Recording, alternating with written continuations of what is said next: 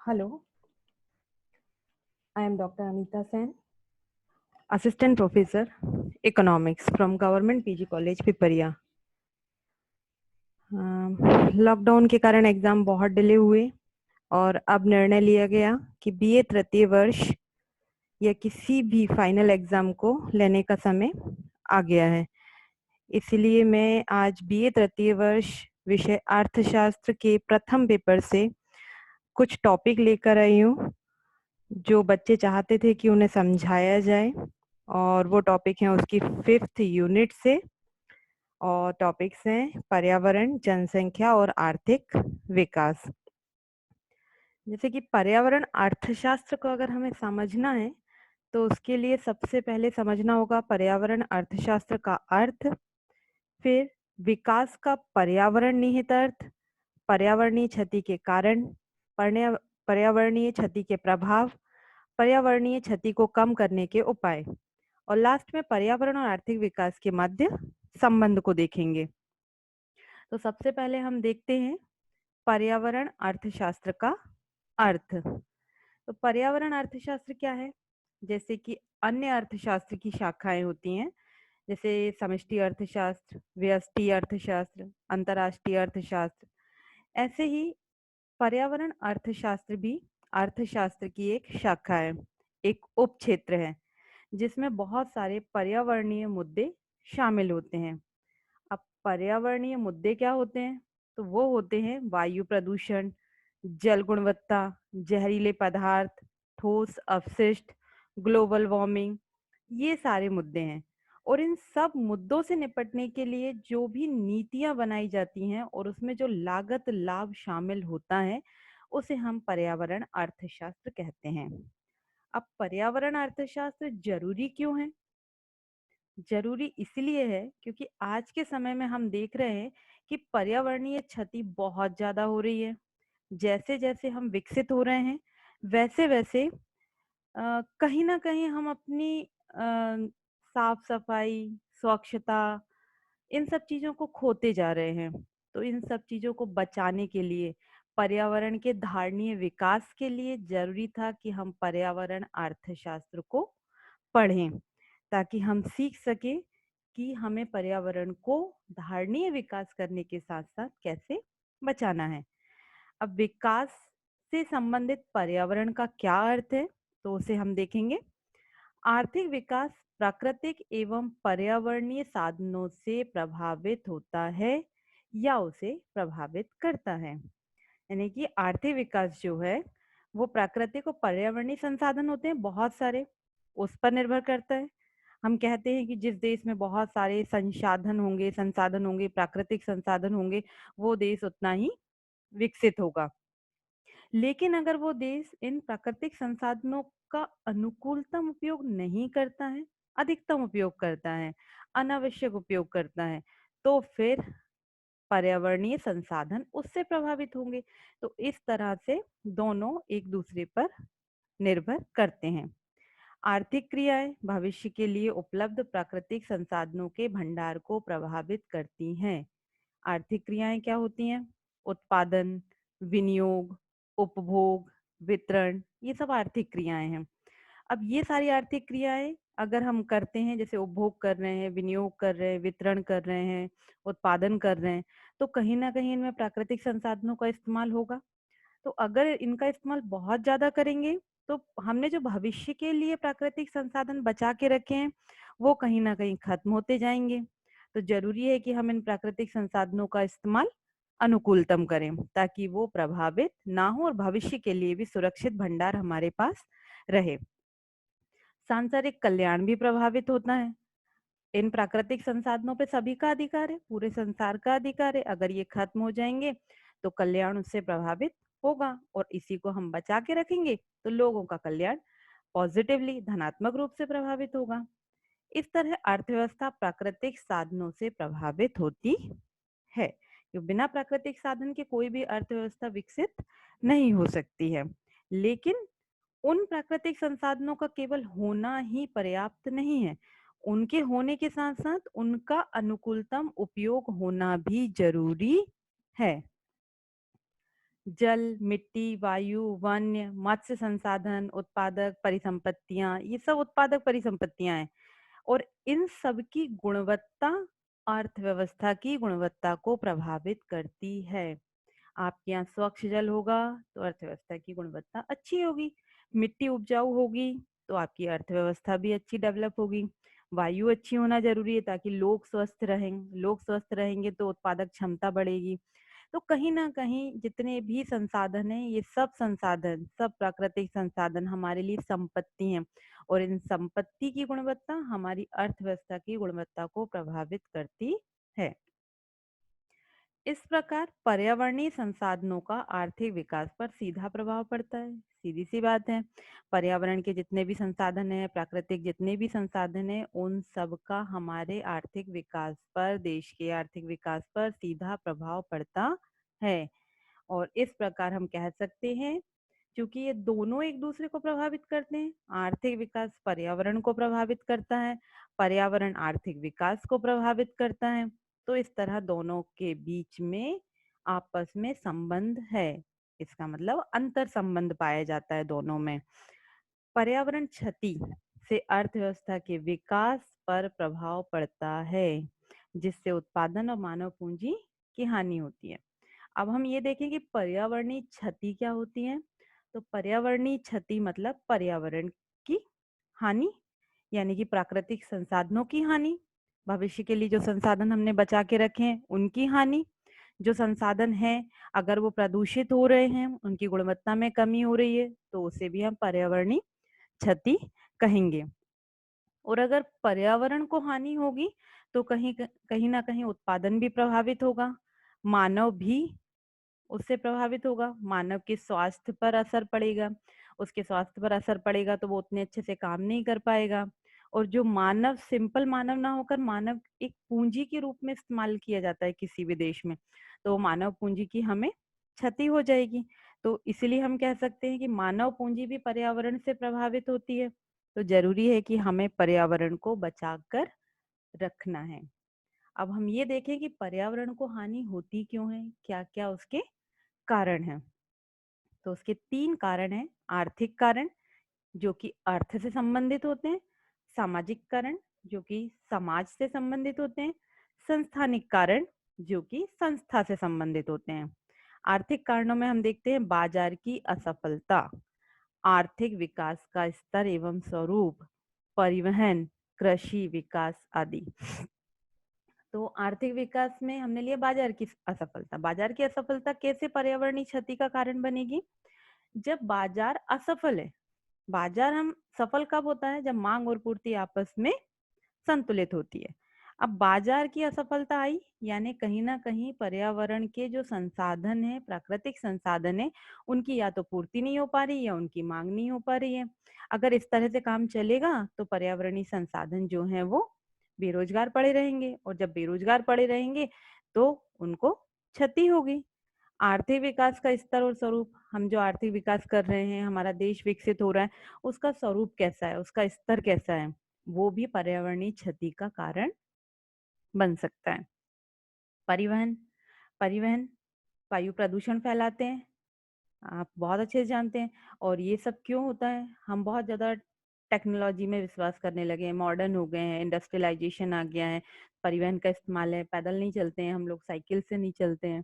तो ये सब चीज़ें हमारे पर्यावरण को प्रदूषित करती हैं। कृषि विकास, अब आप सोचोगे कृषि विकास तो पॉजिटिव चीज़ है, लेकिन नहीं। कृषि विकास, हम ज़्यादा से ज़्यादा फर्टिलाइजर यूज़ करेंगे, रासायनिक खाद यूज़ करेंगे, उससे क्या होगा? उससे ये होगा कि हमारी भूमि की उपजाऊपन कम हो जाएगा और अगर उसका उपजाऊपन कम हो जाएगा तो पर्यावरण को क्षति होगी। इस तरह से कुछ आर्थिक कारण है जो पर्यावरण क्षति का कारण बनते हैं। सामाजिक कारण, जनसंख्या। जनसंख्या आप बहुत अच्छे से जानते हैं, जितनी ज्यादा जनसंख्या होगी भूमि पर दबाव पड़ेगा, भूमि पर दबाव पड़ेगा तो क्या होगा? आप घर बनाओगे, वनों पे दबाव होगा, आप जंगल काटोगे, अपने रहने के लिए घर बनाओगे। लोग निर्धन हैं, निर्धनता से भी पर्यावरण क्षति होगी। शहरीकरण, लोग शहरों की तरफ भागते हैं, जमीनों की कम हो जाती है, जमीनें कम पड़ जाती हैं। ये सब चीजें पर्यावरण को क्षति पहुंचाते हैं। संस्थानिक कारण, हमारे देश की संस्थाएं, सरकार जो भी नियम कानून बनाते हैं, अगर वो सही ढंग से लागू नहीं किए जाते हैं तो भी पर्यावरण क्षति होती है। अब इस क्षति का प्रभाव किन किन पर पड़ता है? भूमि पर पड़ेगा, जैसे कि हमने बात की जनसंख्या बढ़ जाएगी तो भूमि पर दबाव बढ़ेगा। भूमि पर खेती वाली भूमि अगर है तो उस पर भी दबाव पड़ेगा, हम उसमें ज़्यादा से ज़्यादा चीज़ें उगाना चाहेंगे। जब ज़्यादा चीज़ें उगाना चाहेंगे तो हम उसमें रासायनिक खादों का इस्तेमाल करेंगे जिससे उपजाऊपन कम हो जाएगा। तो ये जो चीज़ें हैं वो पर्यावरण क्षति के प्रभाव के अंतर्गत गिनी जाएँगी। जल प्रदूषित होता है। जल कैसे प्रदूषित होगा? एक एग्जाम्पल हम ले लें औद्योगिकरण का। उद्योगों से जो रासायनिक पदार्थ, अपशिष्ट पदार्थ, गंदा पानी सब बहकर आता है, वो नदियों नालों में मिलता है। ये सब क्या करता है? पानी को गंदा करता है। हमारी जो गंगा इस समय बहुत बुरी तरह प्रदूषित हुई है, वो एक कारण है। किस चीज के लिए? पर्यावरण क्षति के प्रभाव में गिनी जा सकती है। वायु प्रदूषण, इंडस्ट्रीज से, परिवहन से, इन सब से वायु प्रदूषित हो रहा है। वनों पर प्रभाव पड़ रहा है, हम वनों की कटाई कर रहे हैं। ये सब चीजें जो है वो पर्यावरण क्षति के प्रभाव में गिने जाते हैं। अब इस पर्यावरण क्षति को रोकने के लिए कुछ किया जा सकता है? हाँ, बिल्कुल। हम निरंतर विकास करें। कैसा विकास करें? निरंतर, ना कि ज्यादा विकास। ज्यादा विकास, तीव्र विकास जरूरी है, लेकिन विकास कैसा होना चाहिए? जो हमेशा होते रहे, रुकना नहीं चाहिए, जिसे हम बोलते हैं धारणीय विकास। यानी अभी जो संसाधन है हम उनका इस्तेमाल करके विकास करें, लेकिन ऐसा ना हो कि वो संसाधन भविष्य की पीढ़ी के लिए ना बचे, अभी खत्म हो जाए। तो जरूरी है कि हम उन संसाधनों का ऐसा इस्तेमाल करें कि वो हमारी फ्यूचर जनरेशन के लिए, भविष्य में आने वाली पीढ़ी के लिए भी सुरक्षित रहे। ऐसा ना हो कि विकास की दौड़ में हम हमारे सारे संसाधनों का मिसयूज कर लें। तो इसीलिए हमें ऐसा विकास करना है जो निरंतर विकास होते रहे। पर्यावरणीय ज्ञान बहुत जरूरी है, लोगों को अवेयर करना जरूरी है, लोगों को समझाना जरूरी है कि पर्यावरण को प्रदूषित ना करें, पर्यावरण संबंधी ज्ञान उन्हें देना जरूरी है। पर्यावरणीय विषयों का समन्वय, जितने भी विषय होते हैं पर्यावरण संबंधी उन सब का समन्वय किया जाए, उन सब के बारे में संगोष्ठियां की जाएं, उनको बचाने के लिए प्रयास किए जाएं। पर्यावरणीय लागतों को आर्थिक योजना में स्थान देना। अब पर्यावरण को बचाने में कहीं ना कहीं लागतें तो लगेंगी। जितनी योजनाएं बनाई जाएंगी, जो भी काम किया जाएगा, जैसे फॉर एग्जांपल गंगा को स्वच्छ करने का काम, अगर गंगा को स्वच्छ करने का काम हो रहा है तो करोड़ों अरबों रुपए उस पर लग रहे हैं। तो वो जो पैसा खर्च हो रहा है वो एक तरह की लागत है, पर्यावरणीय लागत। तो उसको भी हमारी आर्थिक योजना में स्थान मिलना चाहिए। यानी कि पर्यावरण क्षति को रोकना है, खर्चा तो होगा, तो उस खर्चे को हमें अपनी योजना में शामिल करना है, हर साल के बजट में शामिल करना पड़ेगा। पर्यावरण और आर्थिक विकास के मध्य संबंध। अब हम ये देखेंगे कि पर्यावरण और आर्थिक विकास दोनों के मध्य अंतर संबंध है, तो वो कैसे है, वो दोनों एक दूसरे को कैसे प्रभावित करते हैं। तो आर्थिक विकास निर्भर करता है प्राकृतिक संसाधनों की पूर्ति पर। जिस भी देश में प्राकृतिक संसाधनों की पूर्ति अच्छी होगी, वो देश आर्थिक रूप से विकसित होगा, उसे किसी अन्य देश पर निर्भर नहीं रहना पड़ेगा। प्राकृतिक संसाधनों की भविष्य के लिए उपलब्धता। अब ये जो संसाधन है वो इतने होने चाहिए कि भविष्य के लिए भी बच जाएं, तो आर्थिक विकास होगा। अदरवाइज आज आप आर्थिक विकास कर लेंगे और भविष्य में जाके आर्थिक विकास रुक जाएगा। प्राकृतिक संसाधनों की गुणवत्ता। अब जो भी प्राकृतिक संसाधन है उनमें गुणवत्ता होना भी जरूरी है। अगर उनमें गुणवत्ता होगी तो आर्थिक विकास की भी गुणवत्ता बढ़ेगी। अगर प्राकृतिक संसाधनों में गुणवत्ता नहीं होगी तो आर्थिक विकास भी नहीं होगा। ये हुआ आर्थिक विकास जो प्राकृतिक संसाधनों पर या पर्यावरणीय संसाधनों पर निर्भर करता है। अब पर्यावरण विकास पर निर्भर करता है कैसे? अर्थव्यवस्था के स्वरूप पर। अर्थव्यवस्था कैसी है, किस तरह की है, क्या वो अपने पर्यावरण संबंधी जितने भी संसाधन है उनको उचित ढंग से इस्तेमाल कर सकती है? अगर कर सकती है तो पर्यावरण क्या करेगा? ग्रोथ करेगा। और अगर अर्थव्यवस्था ऐसी है जिसे पर्यावरणीय संसाधनों का इस्तेमाल करना नहीं आता है तो फिर पर्यावरण विकास संभव नहीं है। उत्पादन तकनीकें कैसी हैं, हम जिन भी चीज़ों का उत्पादन कर रहे हैं उनकी तकनीक कैसी है, उस तकनीक पर भी पर्यावरण निर्भर करता है। पर्यावरण संबंधी कानून, जिस देश में पर्यावरण संबंधी कानून अच्छे होते हैं वहाँ पर्यावरणीय क्षति नहीं होती, और अगर होती भी है तो उसे पूरा कर लिया जाता है। तो इस तरह हम कह सकते हैं कि पर्यावरण और आर्थिक विकास दोनों आपस में संबंधित होते हैं, दोनों का आपस में लेना देना होता है, तो दोनों के बीच में तालमेल होना जरूरी है। अब हम देखेंगे पर्यावरण और जनसंख्या का क्या संबंध है। ये भी एक टॉपिक है जो आपकी 5th यूनिट से ही लिया गया है। एक्चुअली पर्यावरण, जनसंख्या और आर्थिक विकास, ये तीनों चीजें आपस में एक दूसरे से कोरिलेट होती हैं, आपस में एक दूसरे पर निर्भर होती हैं। तो इसलिए हमने यहाँ पे पर्यावरण और जनसंख्या को लिया है। पर्यावरण या प्राकृतिक संपदा के समुचित विकास एवं उपयोग के लिए क्या क्या चीजें जरूरी हैं, कैसी जनसंख्या होनी चाहिए। एक विशिष्ट सीमा में जनसंख्या आवश्यक है। जनसंख्या कैसी होनी चाहिए, एक सीमा के अंदर। जैसे भारत को बार बार एग्जाम्पल में लिया जाता है कि भारत की जनसंख्या अच्छी नहीं है, बहुत तीव्र गति से बढ़ रही है और अकुशल जनसंख्या है। तो जनसंख्या एक सीमा में होनी चाहिए, जनसंख्या गुणवत्ता वाली होनी चाहिए, जैसे कि कुशल होनी चाहिए, श्रमिक है कुशल श्रमिक होने चाहिए। ऐसी जनसंख्या हो जो काम करे, आर्थिक विकास में अपना सहयोग दे, उनकी इनकम अच्छी हो, राष्ट्रीय आय बढ़ाने में सहयोग दे, तो वो जनसंख्या काम की है। मानव संसाधन आवश्यक है। मानव संसाधन, मानव को एक संसाधन माना गया। 3 तरह के संसाधन होते हैं हमारे यहाँ, पूंजी संसाधन, मानव संसाधन और प्राकृतिक संसाधन। तो 3 तरह के संसाधन है। मानव एक सबसे ज्यादा जरूरी संसाधन है। अगर मानव एक संसाधन नहीं होगा तो पूंजी संसाधन और प्राकृतिक संसाधन का कोई मतलब नहीं है, क्योंकि उन दोनों को इस्तेमाल करने के लिए मानव का होना जरूरी है। और मानव कैसा होना चाहिए, कुशल, तब वो कहलाएगा एक संसाधन। मानव ही प्रकृति को संवारता है। मानव क्या कर सकता है, प्रकृति को संवार सकता है और मानव ही उसे नष्ट कर सकता है। मानव ही पेड़ लगाता है और मानव ही पेड़ काटता है। तो जरूरी है कि मानव कैसा होना चाहिए, समझदार होना चाहिए।